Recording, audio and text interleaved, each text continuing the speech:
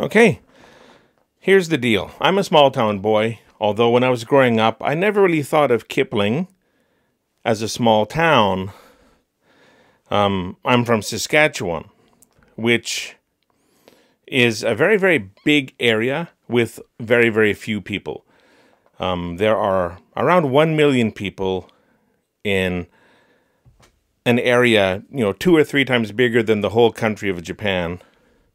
Japan has 125 million people. Saskatchewan has 1 million, so like 0.8% of the population of Japan in 2.5 times the space.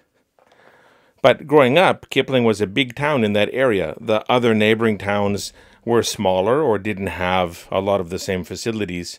My town, Kipling, hospital, full school, K-12, 2 or 3 grocery stores, a couple drug stores, everything you'd want in a small town.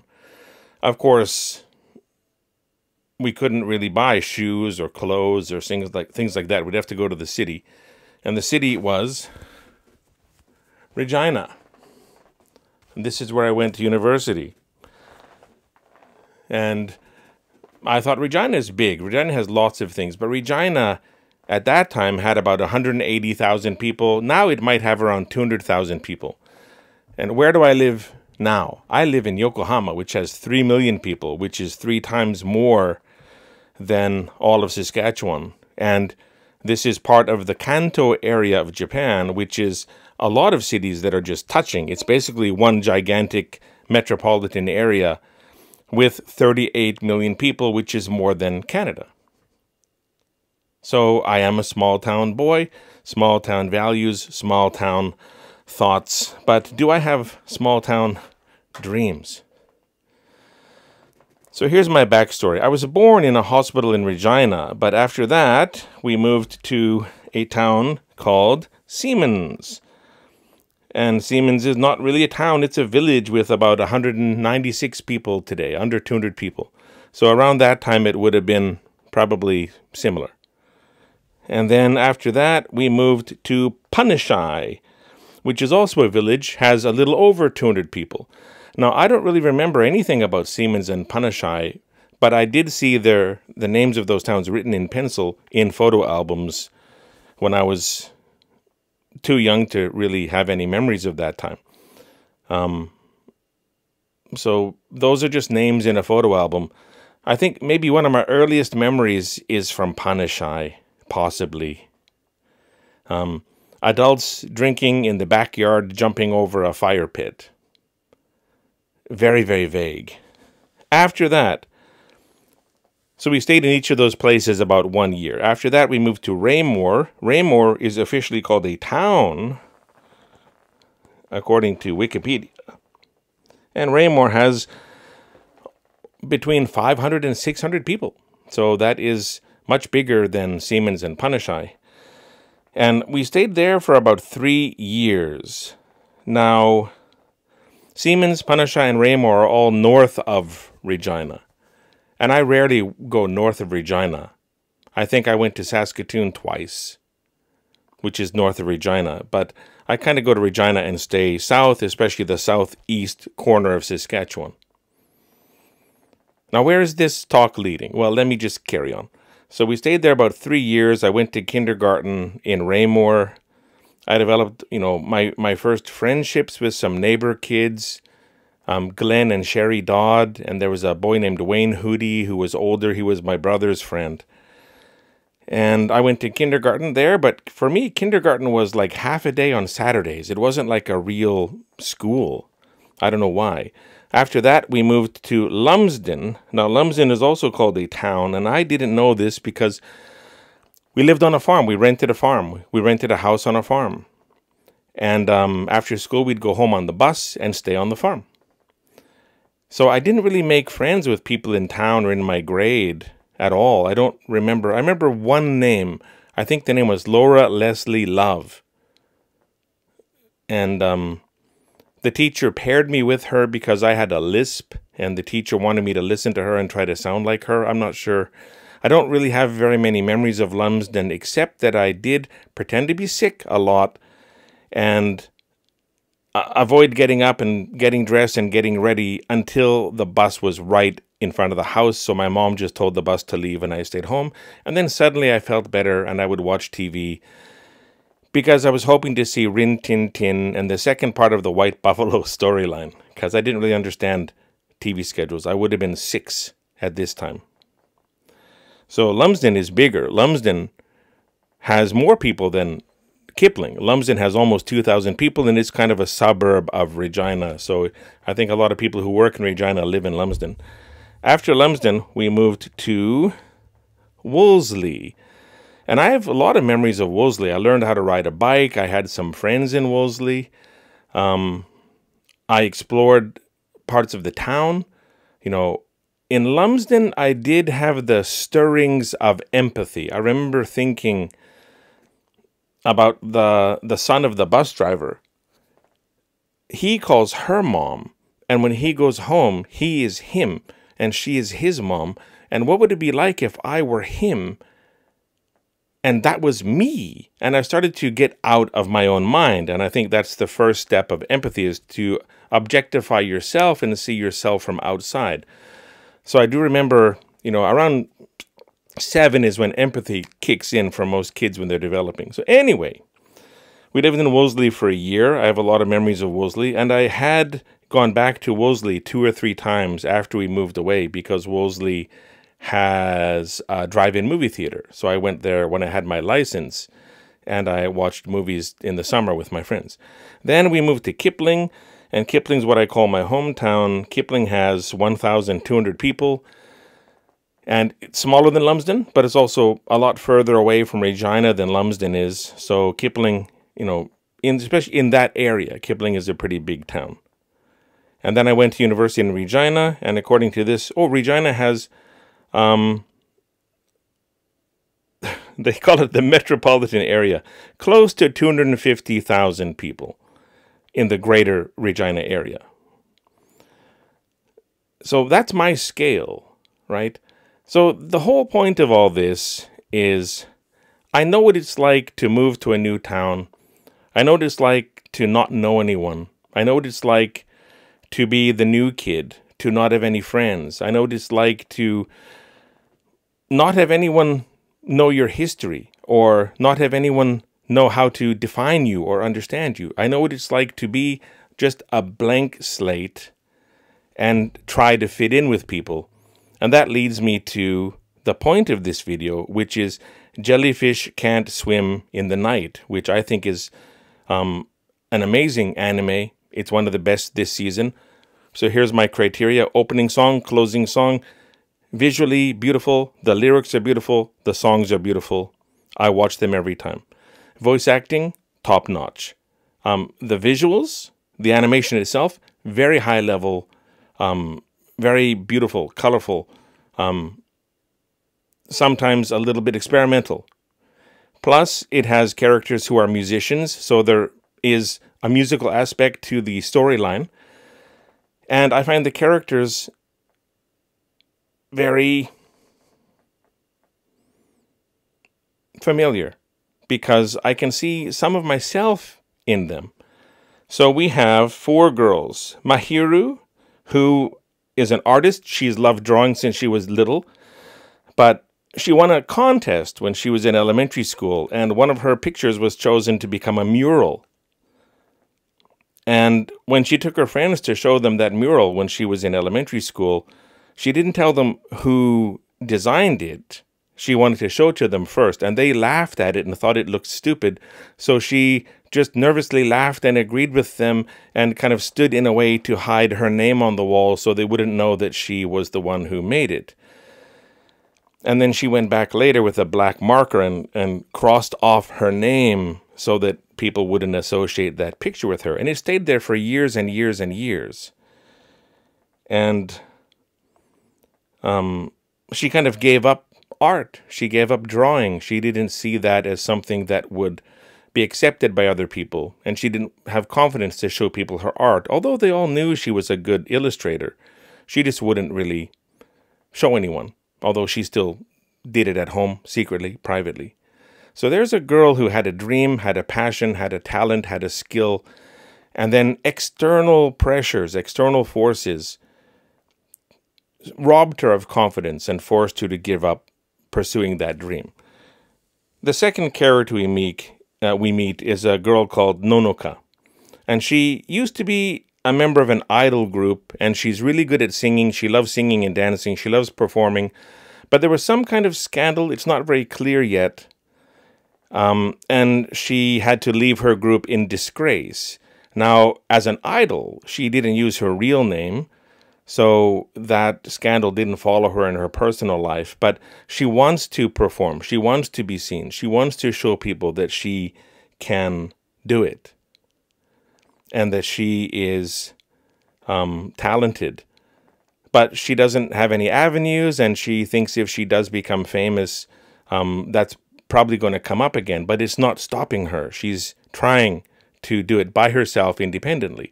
So there's a girl who has a dream, she has talent, she has skills, and external forces stopped her from following that dream, but she's not giving up on it, unlike Mahiru, who decided to give up on it.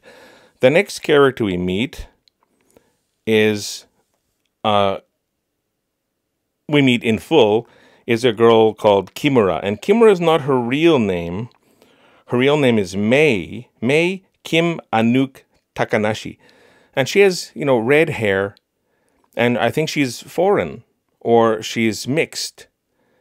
And people made fun of her hair, made fun of her name when she was in school. So she didn't speak up for herself. She didn't try to defend herself. But she saw this idol performing at a CD shop or something. And that was Nonoka. And this idol was so confident and so kind to her and so friendly to her and said, "I love your hair. That color's cool." And she confessed, "I'm a composer. I write music. I play music. I study classical music." And then Nonoka said, "Maybe someday you'll write something that I'll sing. You'll write something that I'll perform." And this gave Mei but gave her confidence that she didn't have. So when she went to school, she stood up for herself. She defended herself against people who criticized her hair color and things. But she also changed her entire look to simulate this idol that she made her role model. And she bought posters and souvenir items. And she was really sad when the scandal happened and the idol retired, but she never gave up following the idol, never gave up trying to, never gave up having faith in this idol's abilities. So there's a girl with talent, but external forces are robbing her of her confidence and, preventing her from expressing herself. And then the last one we met in full is a girl named Nox Ryugasaki. And her real name is Kiwi. But Nox Ryugasaki is her VTuber name because she's an online gamer. She's a streamer. She's good at branding and marketing herself online. But she doesn't go to school. When she was younger, she was really outgoing, confident, wild. She called herself the strongest in the world. And she was the star. She was the main attraction. And her name was Kiwi, which is weird, but that just means she's the only one and she's unique. But when she went, up to junior high school, people didn't react to her the same way that her friends did when she was younger. They just thought she was weird, that she was into strange things. And she couldn't find her group. She couldn't find people into what she was into. So she didn't like going to school anymore because she couldn't be herself. She would get looked at strangely or not treated badly, but she just wasn't recognized and appreciated for her uniqueness. So she stopped going to school and she stayed home. In Japan, this is called hikikomori. And she lived online with an avatar face so people didn't see the real her. And she made up stories about her success in school. She's the student council president and she does all these wild things with her friends. And she's friends with Mahiru, the artist, from when they were very, very, very young. And Mahiru hears all of this and thinks it's all true, but later finds out that it's not true and that Kiwi hasn't been going to school. So here's a girl who's unique and talented and outspoken and great at using the internet, great at streaming, great at branding, great at using the algorithm and trending and going viral. But she can't show people who she really is, and she hides and she stays home alone. So four very talented people who are being blocked for different reasons. And they form an underground artist group called JELEE. Jelee. And it starts with the idol singer and the artist, because the idol singer loves that mural that's on the wall in the city. And when the artist sees her defending that mural from people who are kind of abusing it as a location to stream their music, so she hijacks their performance and she streams her own music. So the artist goes behind her and starts to add things to the mural. And she decides to show her art again to people. And then they decide to found this group. And they start making these plans. But they need somebody who can write music, who can really compose and arrange music. But then they're discovered by May, who's the composer, who's secretly a huge fan of the idol girl. And then she becomes their composer. And she writes and arranges music for the lyrics that May produces. And Mahiru draws the art and designs the characters for the marketing and the merchandise of this underground artist group called JELEE. So they need one more thing. They need somebody who's skilled at editing, somebody who's skilled at video production, somebody who's skilled at sound mixing. And then they bring in Kiwi. And she completes the group. Now we have all four. And I'll admit, the last episode with Kiwi, I was crying in parts of it, where she was in a new school, away from all of the friends she knew, and she was trying to be herself and wasn't getting a response, not like she did with her other friends. And there's this loneliness of being the new person, this loneliness of not having anyone who's into what you're into. So when you grow up in a small town, and for example, you like skateboarding or you like punk music, and there's nowhere to do skateboarding, there's nowhere to experience punk music. When I was growing up, the only radio stations we had, one was a top 40 AM station, another one was a country music AM station. That's it. Only two radio stations. There was no exposure to other kinds of music. Even if you wanted to hear it, you couldn't. It's different now with the internet. But growing up, when I did, it could be very isolating and very lonely.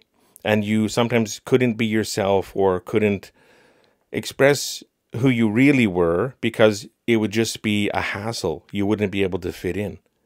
So I get it. I get the loneliness each of these people felt. I get the frustration each of these people felt. And I get the joy they feel that they've found each other and that they finally have a community where they can be appreciated and express themselves without any filter and be celebrated by their community. So this, I think, is one of the best. This is an anime original. It's not based on any source material. Great voice acting, great opening and closing songs, great visuals, great animation, very touching characters and relationships between the characters. Plus, because it's about forming this artistic group and producing music, there will be original songs. So I'm really looking forward to how the rest of Jellyfish Can't Swim in the Night plays out, because they're lonely in a sea of people in Tokyo. And I know that feeling. You know, moving from town to town when I was young, always being the new kid, and then coming to Japan, knowing nobody here, inventing myself, reinventing myself, trying to discover who I was. And then when I know who I am, are there people who can accept that or people who can appreciate that? Can I find a community? This is a struggle that a lot of people go through, and I think this anime is exploring that, and it's worth watching. So if you want to see a beautiful anime that looks great, sounds great, and has, I think, a universal storyline that a lot of people can find themselves in, I really recommend watching Jellyfish Can't Swim in the Night. Check it out. I think it'll be worth your time. Thanks for watching.